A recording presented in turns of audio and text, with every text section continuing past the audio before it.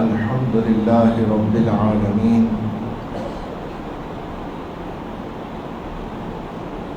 وحمد الشاكرين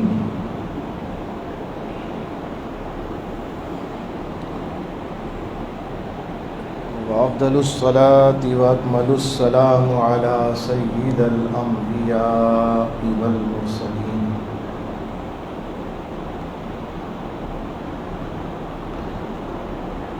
وعلى آله الطيبين الطاهرين وأصحابه المكرمين العظيم الأمين المكين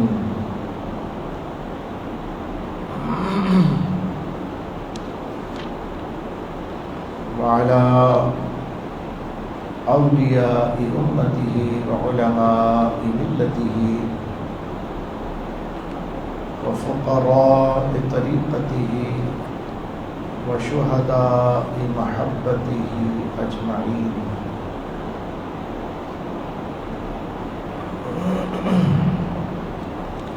أما بعد، أعوذ بالله من الشيطان الرجيم. بسم الله الرحمن الرحيم. إن الذين قالوا ربنا الله ثم استقاموا فلا خوف عليهم ولا هم يحزنون أولئك أصحاب الجنة خالدين فيها جزاء بما كانوا يعملون. صدق الله مولانا العظيم وصدق رسوله النبي الكريم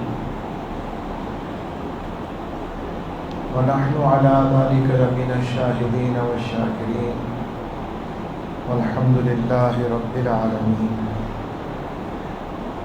هو الحبيب الذي ترجى شفاعته لكل هول من الأهوال مقتحم.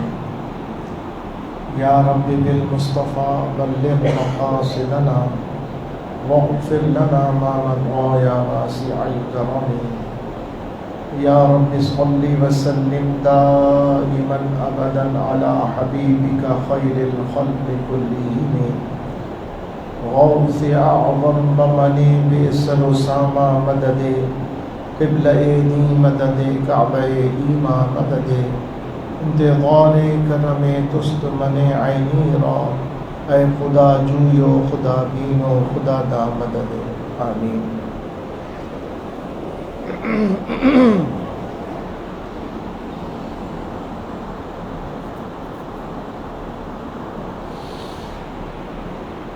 معزز سامعین کرام، فقیر نے آپ کے سامنے سورہ احقاف کی 2 آیات مقدسہ 26ویں پارے میں سے تلاوت کرنے کی سعادت و شرف حاصل کیا ہے.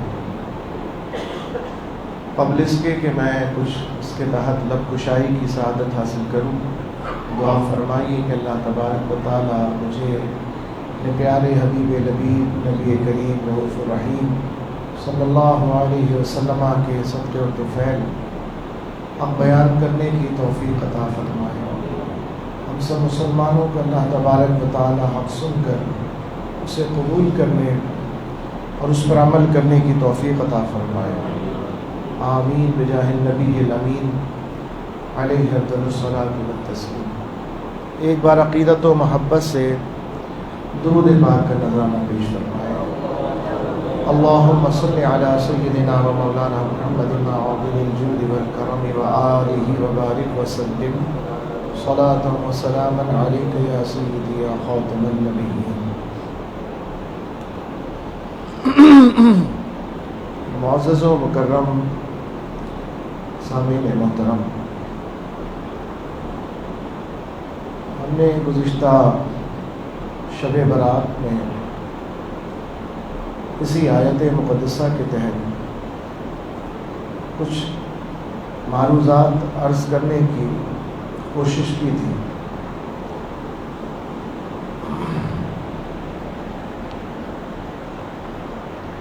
اگر بحیثیت انسان ہم اس بات کا تعین کریں کہ ہمارا اس دنیا میں آنا اور اس دنیا سے جانا، اس میں کامیابی کس چیز میں ہے کہ جب ہم اس دنیا سے جائیں تو کامیاب اور مطمئن کہلائیں،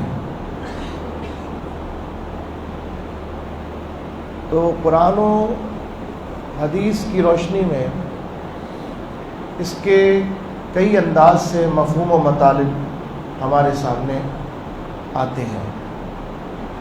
کہیں فرمایا گیا قد افلح من تزکا،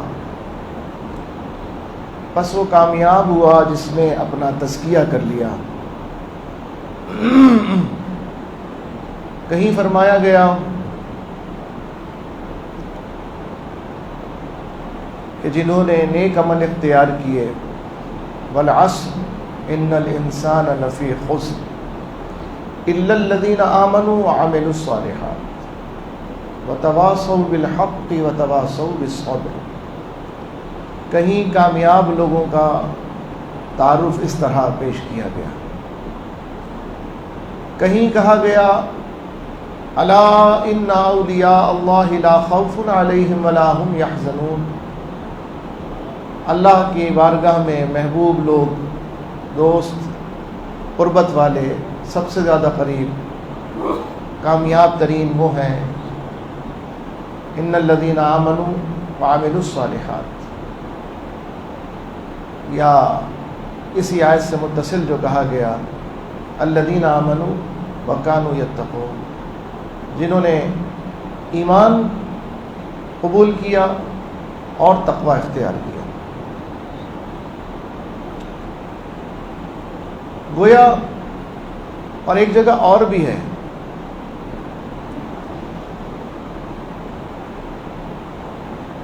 فرمایا گیا وَمَن يُعَظِّمْ شَعَائِرَ اللَّهِ فَإِنَّهَا مِن تَقْوَى الْقُلُوبِ۔ ایک تقویٰ تو ظاہر ہے اور ایک تقویٰ ہے دل کا۔ فرمایا جو اللہ کی نشانیوں کی تعظیم کرتے ہیں حقیقت میں دلوں کا تقویٰ انہیں حاصل ہے، اس کو پسند کیا گیا، کامیاب انسان وہ ہوا۔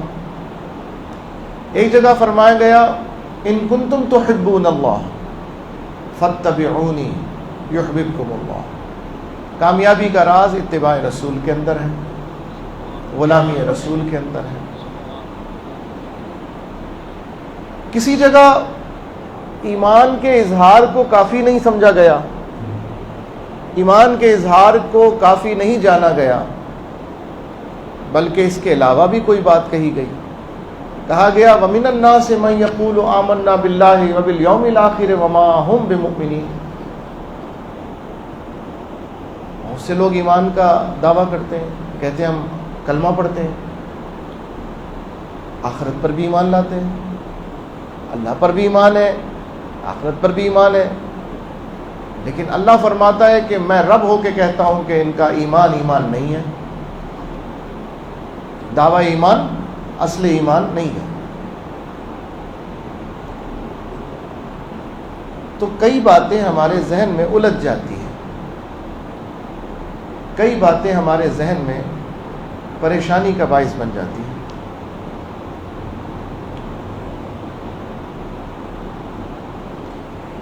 اگر ہم اس کی اور وضاحت قرآن کریم سے ہی معلوم کرنا چاہیں کہ رب کریم کی چاہت کیا ہے، رب کریم کی منشا کیا ہے، اور کس طرح سے ہم کامیاب ہو سکتے ہیں، کیونکہ وہ یہ چاہتا ہے وَلَا تَمُوتُنَّ إِلَّا وَأَنْتُمْ مُسْلِمُونَ۔ دیکھو تمہیں موت نہ آئے مگر اس عالم میں کہ تم جاؤ تو مومن اور مسلمان بن کر جاؤ۔ اللہ ہم سے کیا چاہتا ہے؟ اسلام۔ اللہ کی چاہت و منشا کیا ہے ہم سے، بندوں سے؟ کہ ہم مسلمان رہیں اور مسلمان ہی مریں۔ یہ اللہ کی ہم سے چاہت ہے، منشا ہے، مراد ہے اس کی۔ طلب ہے بندوں سے، وہ اپنے بندوں کو مسلمان چاہتا ہے۔ اب یہ جو صفت اسلام ہے، اس کے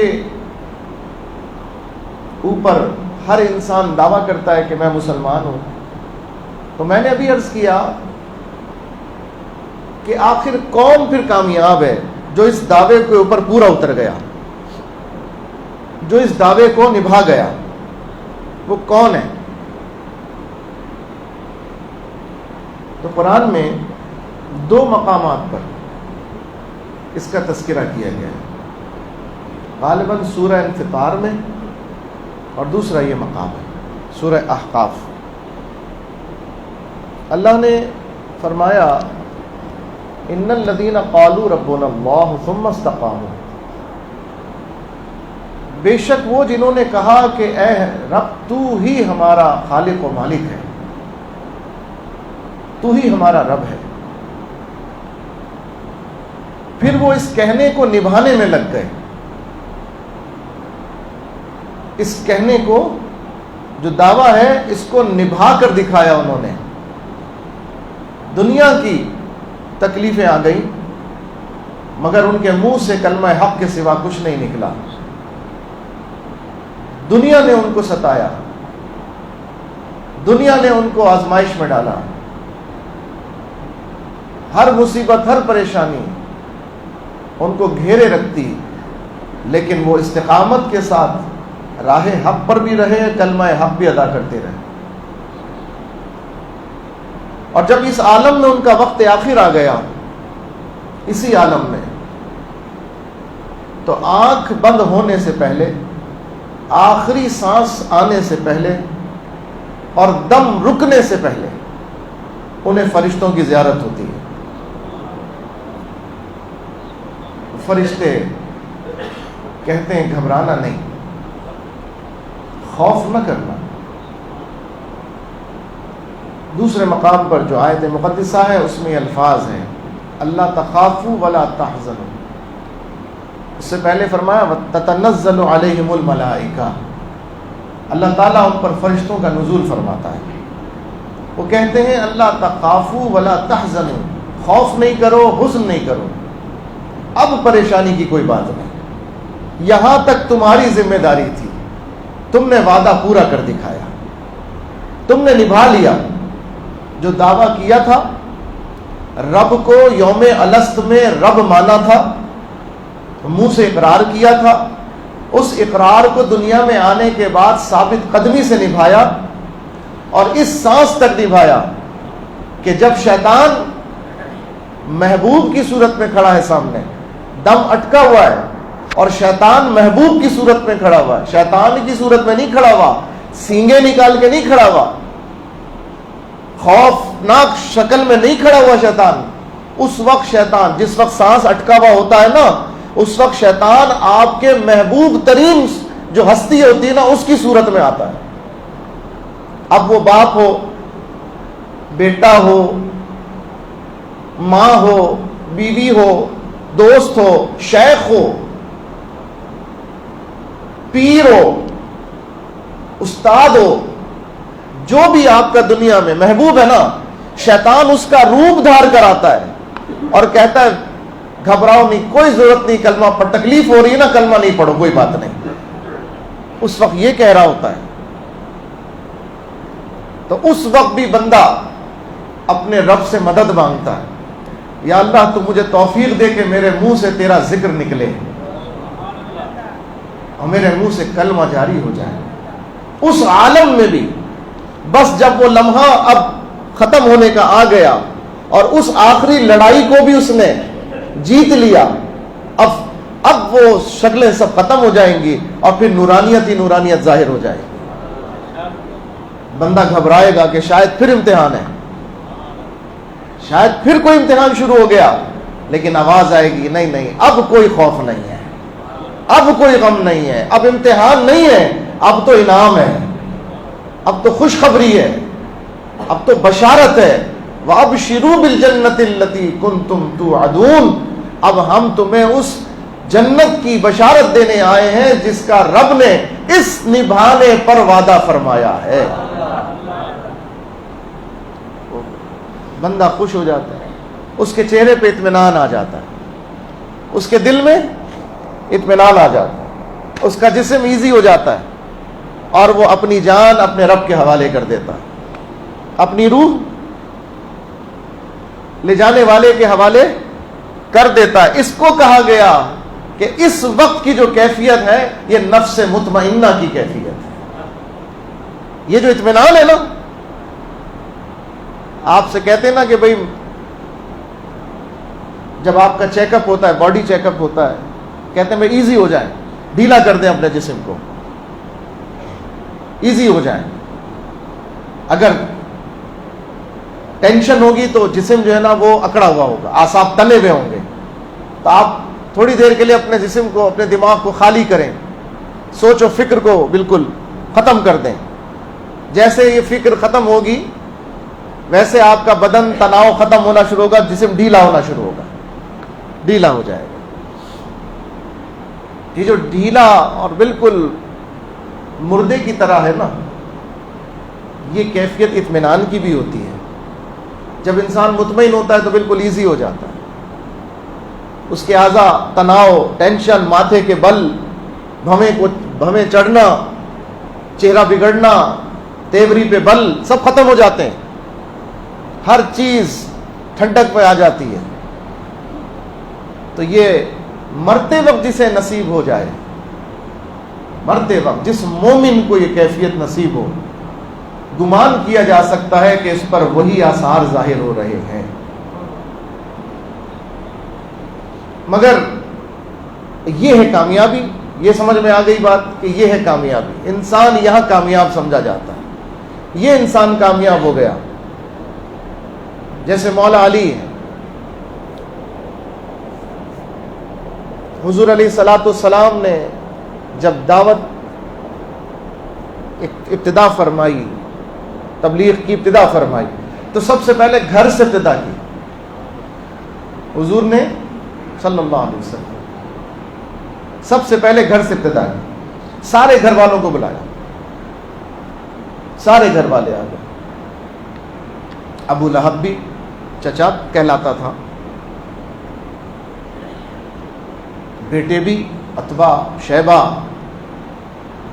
وہ بھی آ گئے، اور بھی آ گئے، سارے آ گئے گھر والے، ان کے بچے بھی آ گئے۔ اب حضور نے دعوت تو تبلیغ فرمائی، اسلام کی دعوت دی، توحید کا پیغام دیا، اللہ کی وحدانیت کا اظہار فرمایا، اپنی رسالت کا اظہار فرمایا، اور سب کچھ فرمانے کے بعد حضور نے فرمایا اب بتاؤ تم میں سے کون میرا مددگار ہوگا، تم میں سے کون میرا معاون ہوگا راہ حق میں، کون میری دعوت کو قبول کرتا ہے، کون میرا ساتھ دے گا۔ چپ تاری ہو گئی، پورے مجمع پہ خاموشی تاری ہے۔ یہ پہلی دعوتیں ہیں، پہلی ابتدائی دعوت ہے، خاموشی تاری ہے۔ ایک 9 یا 10 سال کا بچہ کھجور کھا رہا تھا، 9 یا 10 سال کی عمر کا بچہ کھجور کھا رہا تھا۔ انہوں نے ملاحظہ کیا کہ کوئی بڑا حضور کی بات کو سن کر آگے بڑھ ہی نہیں رہا، لبیک کہہ ہی نہیں رہا۔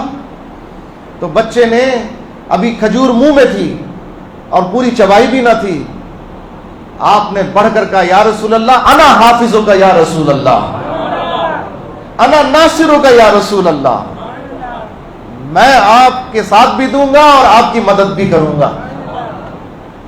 اس بچے کا نام تھا علی المرتضیٰ، مولا علی شیر خدا، حیدر کرار، صاحب تیغ ذوالفقار، رضی اللہ تبارک تعالی عنہ وکرم اللہ وجہہ الکریم۔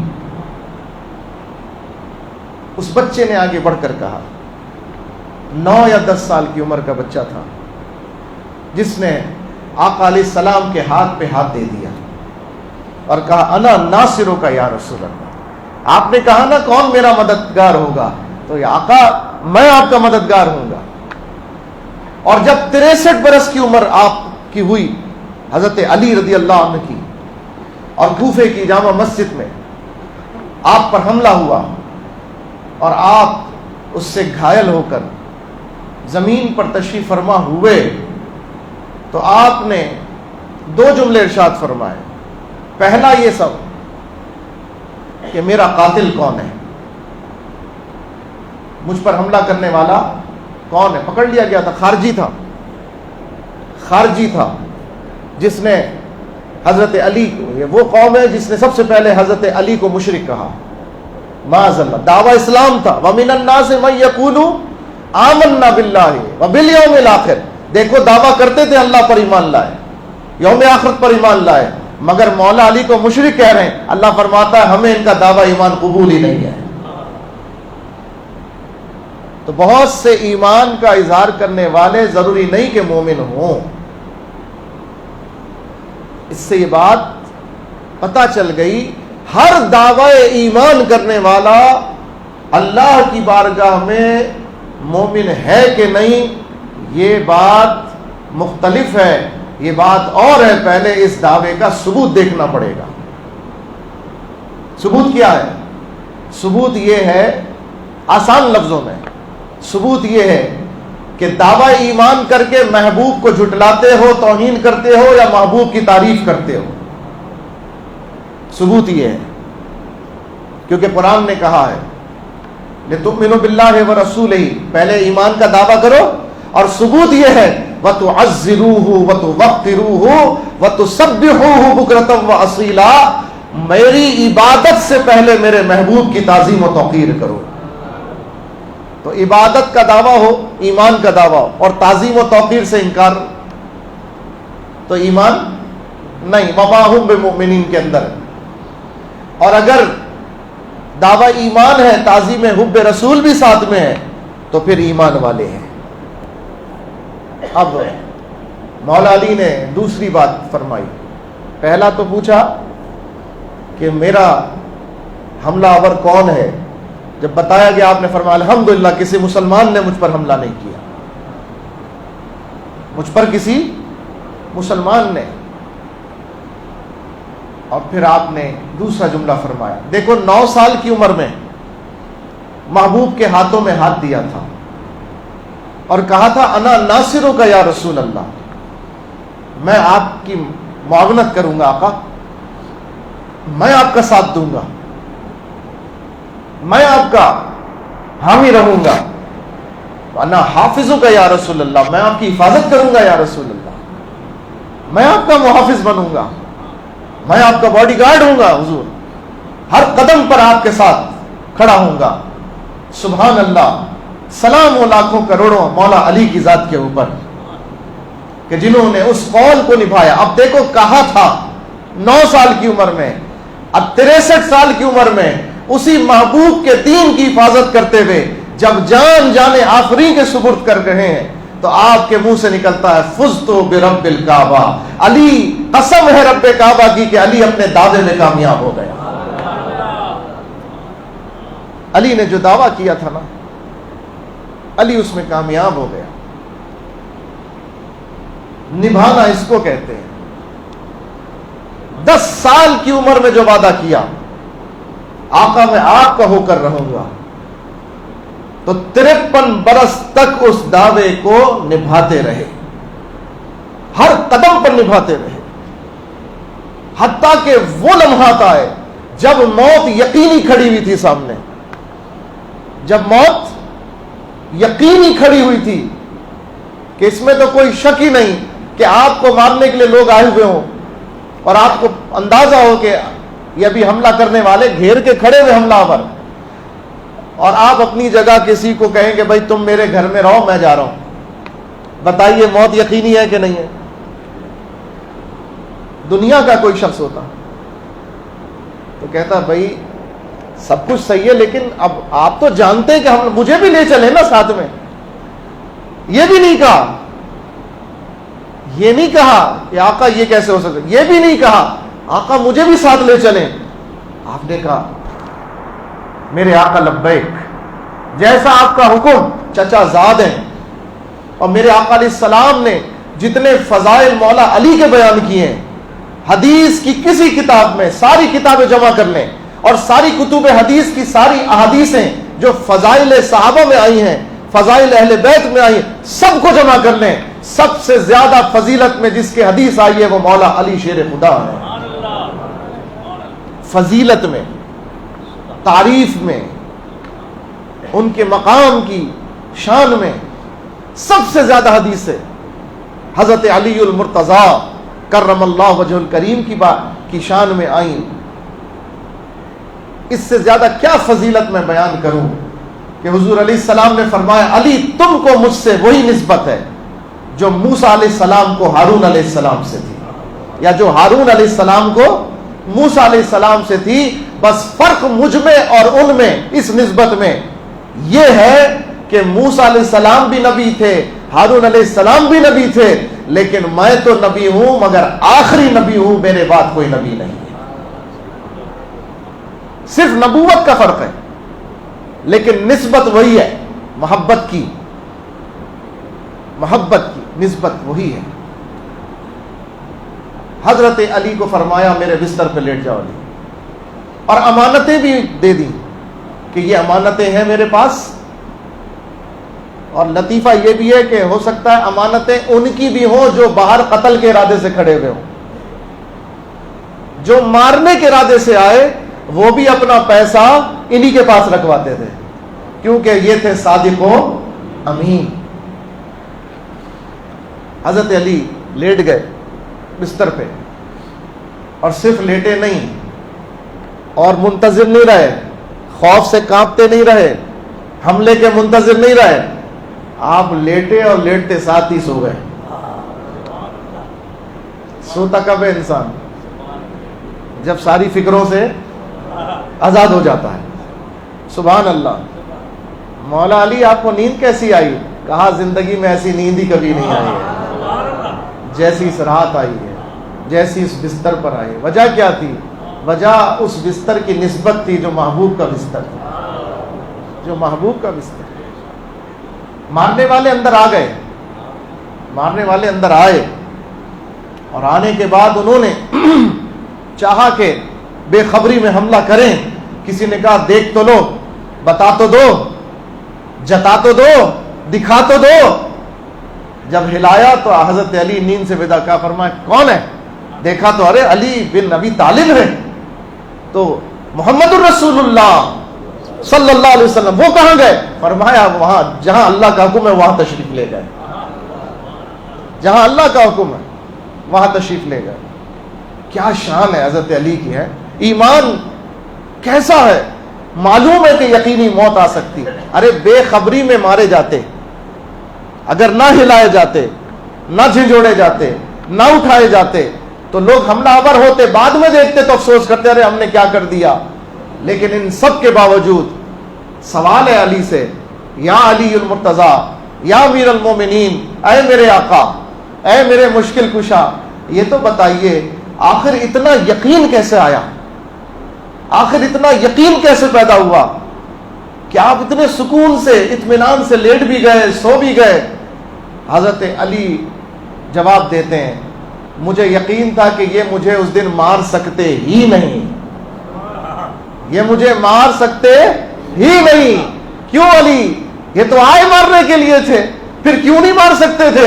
فرمایا کیونکہ میرے آقا کے منہ سے نکل گیا تھا اے علی یہ امانتیں دے کر بعد میں میرے پیچھے مدینے آ جانا. جب میرے آقا نے کہہ دیا آ جانا تو اب دنیا کی کوئی طاقت علی کو آنے سے روک ہی نہیں سکتی ہے. یہ تقدیر الہی میں لکھ دیا گیا. دنیا ادھر سے ادھر ہو سکتی ہے, زبان محبوب نہیں بدل سکتی, کیونکہ یہ وہ زبان ہے جس کے لیے قرآن نے کہا وما ينطق عن الهوى ان هو الا وحی یوحی. یہ محبوب اپنی طبیعت سے تو کچھ کہتے ہی نہیں ہیں, جو ان کا رب چاہتا ہے وہی ان کے دہن مبارک سے نکلتا ہے. تو اس دہن مبارک سے علی نے سنا تھا علی یہ امانتیں لوٹا کر مدینے آ جانا، تو میرے آقا نے فرما دیا مدینے آ جانا، علی کو موت مدینے آنے سے پہلے نہیں آئے گی، نہیں آئے گی۔ یہ یقین حضور کی صحبت نے نصیب کیا ہے۔ ایک صحابی رسول تھے سراقہ ابن مالک، ہجرت کی رات انہیں کافروں نے کھوج پر لگا دیا، کھوجی تھے، گم ہونے والوں کو ڈھونڈا کرتے تھے، تلاش کیا کرتے تھے، مہارت تھی اپنے کام میں، سراغ رساں تھے، کھوجی تھے، سراغ رساں تھے۔ کھوج لگاتے لگاتے حضور تک پہنچ گئے، پا لیا حضور کو۔ پھر وہ وہی ہوا جو ہونا تھا، حضور نے تو مدینے پہنچنا تھا، یہ پکڑ میں آ گئے۔ عرض کی یا رسول اللہ مجھے معاف کر دیں، حضور نے معاف کر دیا، رعایت دے دی۔ پلٹے، شیطان نے پھر خیال ڈالا ہو سکتا ہے یہ نظر کا دھوکہ ہو سکتا ہے جادو ہو سکتا ہے کوئی کمی رہ گئی ہو میرے ایکشن میں، چلو تھوڑے سے حکمت سے پھر دوبارہ جاتا ہوں، پھر کوشش کرتا ہوں، کیونکہ 100 اونٹ کھڑے تھے انعام کے تصور میں، ان کو پکڑو گے تو لال اونٹ ملیں گے، لال اونٹ جو اونٹوں میں بھی بڑے قیمتی ہیں، 100 اونٹ ملیں گے۔ پھر پہنچے، پھر پکڑ میں آ گئے، کیونکہ وہ پکڑائی میں تو آنے ہی نہیں تھے، یہ پکڑائی میں آنے تھے، پھر پکڑائی میں آ گئے۔ حضور سے پھر درخواست رحمت کی، حضور نے پھر جلوہ رحمت فرمایا، پھر چھوٹ گئے، پھر واپس ہوئے، اور پھر تیسری دفعہ آ گئے۔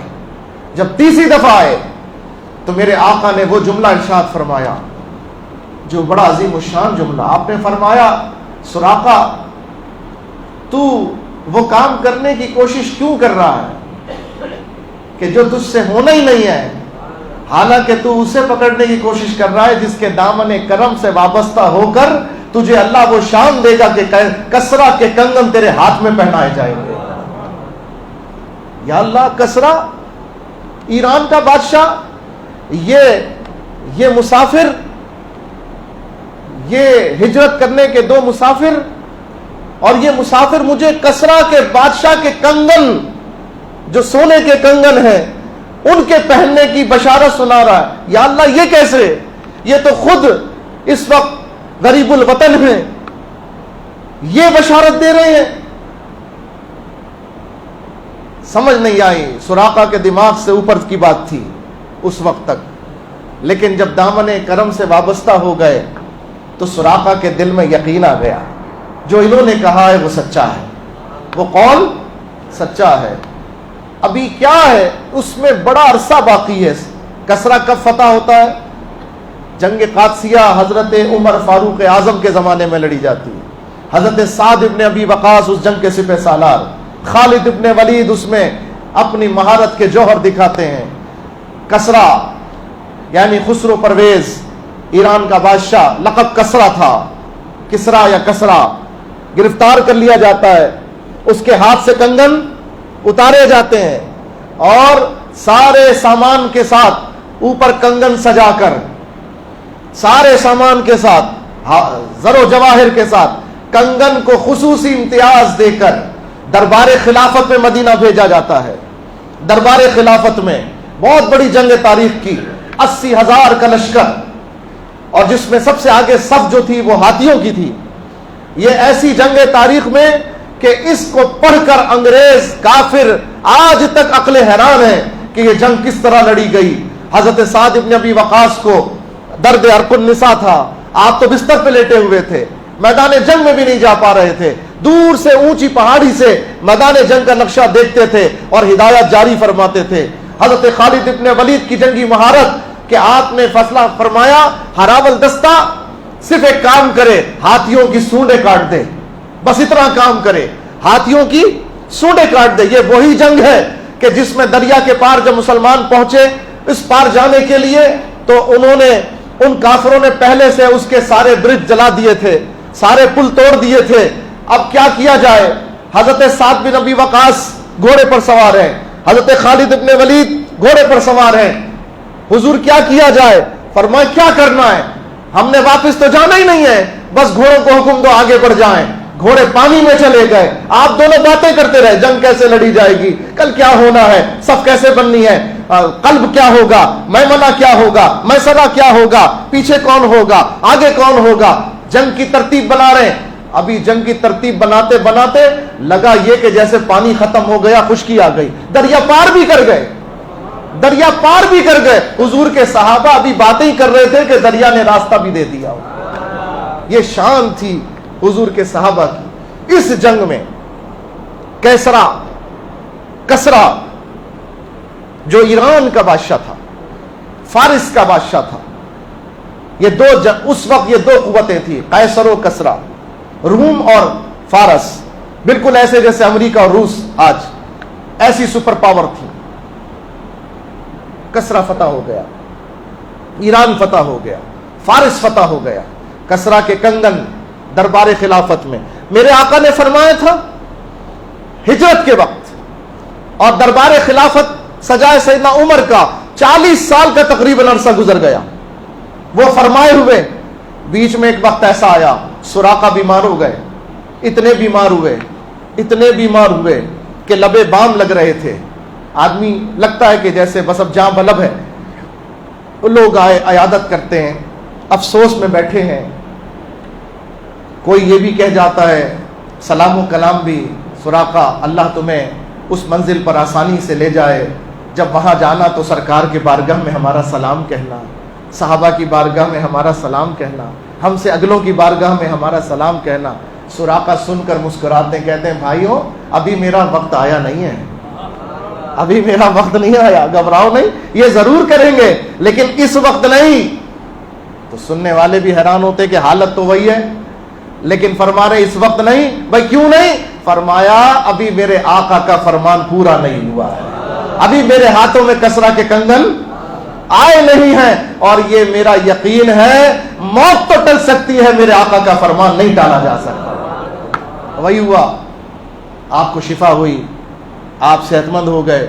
फिर जंग हुई, जंग में सैयदना उमर रदी अल्लाह ताला अन्हो अमीरुल मोमिनीन के दरबार में जब कसरा के कंगन आए, सैयदना उमर ने ऐलान किया बुलाओ सुराका को, लेकर आओ सुराका को, कि आज वो दिन है कि मेरे आका के फरमान को दुनिया देखे ही कैसा पूरा किया जा रहा है। दरबार खिलाफत, बताओ सोना पहनना जायज है मुसलमान को?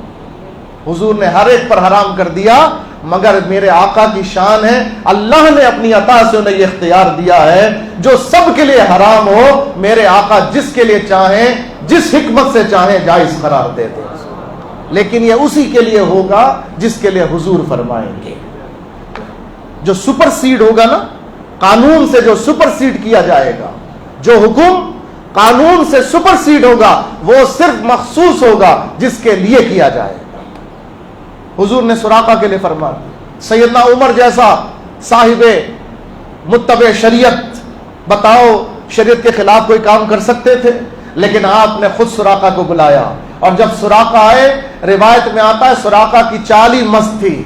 आज सुराका की चाल ही बदल गई थी, ऐसी चाल थी क्यों ना हो कि आज महबूब के फरमान के पूरा होने का वक्त आ गया था। सुराका झूमते हुए आ रहे हैं, वज्द करते हुए आ रहे हैं, सुराका रक्स करते हुए आ रहे हैं, सुराका मुस्कुराते हुए आ रहे हैं कि आज मेरे आका की शान पूरी हो रही है। लब्बैक या रसूल अल्लाह नारे लगाते हुए हुजूर के आ रहे हैं, ताजदारे खत्म नबूवत जिंदा। बताओ क्या दिल से उस वक्त हुजूर के लिए नारे नहीं निकल रहे होंगे? आज हम 1400 साल के बाद इस मस्जिद में नारे लगाते हैं, तो क्या उस वक्त सुराका के मुंह से नारे नहीं निकल रहे होंगे? लेकिन यकीन था, ऐसा यकीन था हुजूर के फरमान पर कि अपनी दुनिया की किसी भी मयार पर इतना यकीन नहीं जितना फरमाने रसूल पर यकीन सल्लल्लाहु अलैहि वसल्लम। सुराका आए और सैयदना उमर ने उनके हाथ में कंगन पहनाए, ताकि ये पता चल जाए कि गुलाम भी वो गुलाम होते हैं जो अपने आका के फरमान को पूरा करने के लिए अपना सब कुछ कुर्बान कर देते हैं, अपना सब कुछ लगा देते हैं। तो निभाना असल है। जब कहा ना कि अल्लाह हमारा रब है, तो उसको निभाना ऐसे है जैसे सहाबा ने निभा के दिखाया है। جیسے صحابہ نے نبھا کے دکھایا، تب پھر انسان دنیا سے جائے گا تو کامیاب کہلائے گا۔ بس یہی پیغام ہے۔ اللہ مجھے بھی عمل کی توفیق عطا فرمائے، اللہ آپ کو بھی عمل کی توفیق عطا فرمائے۔ تاجدار ختم نبوت زندہ باد، زندہ باد، زندہ باد۔ اس دل کی طرح لگائیے جس دل نے اپنے آقا کے فرمان کی سچائی کا نظارہ اپنی آنکھوں سے دیکھا۔ میرے رب نے فرمایا دین غالب آ کر رہے گا، آئے گا کہ نہیں آئے گا؟ آئے گا نا۔ بس اس یقین کے ساتھ نعرہ تاجدار ختم نبوت من سب نبیا، من سب نبیا، جو میرے آقا کے فرمان کے خلاف بولے گا وہ قتل کر دینے کے لائق ہے، کاٹ دینے کے لائق ہے، دنیا سے فنا کر دینے کے لائق۔ من سب نبیا لبیک لبیک لبیک یا رسول اللہ، لبیک لبیک لبیک یا رسول اللہ، لبیک لبیک لبیک یا رسول اللہ صلی اللہ علیہ وسلم۔ کیونکہ رہے گا یوں ہی، ان کا چرچا رہے گا، پڑے خاک ہو جائیں جل جانے والے۔ وآخر دعوانا الحمدللہ۔